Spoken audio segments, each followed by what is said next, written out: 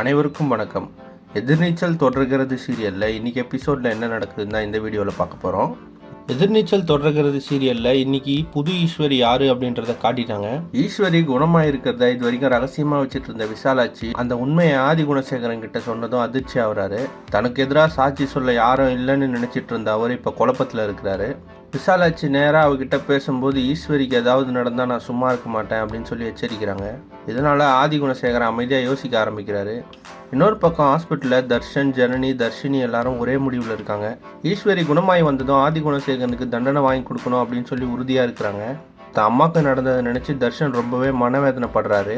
இந்த நேரத்தில் டாக்டர் வந்து ஈஸ்வரி முழுமையாக குணமாயிட்டாங்க அப்படின்னு சொல்லி சொல்கிறாரு. இதை கேட்டதும் எல்லாரும் ரொம்ப மகிழ்ச்சியோட காத்துட்டு இருக்கிறாங்க. கொஞ்ச நேரத்தில் ஈஸ்வரி வெளியே வராங்க. அவரை பார்த்ததும் தர்ஷினி ஓடி வந்து கட்டி பிடிக்கிறாங்க. அதுக்கப்புறம் ரேணுகா, நந்தினி, ஜனனி எல்லாரும் அவங்கள உணர்ச்சியோட கட்டி பிடிக்கிறாங்க. சக்தியும் அவங்களோட காலில் விழுந்து அழுகுறாரு. இந்த சந்தோஷமான தருணம் எல்லாருக்குமே நிம்மதியை கொடுத்துச்சு. ஆனால் இனி என்ன நடக்க போகுது அப்படின்றது ஒரு கேள்வியாக இருக்குது.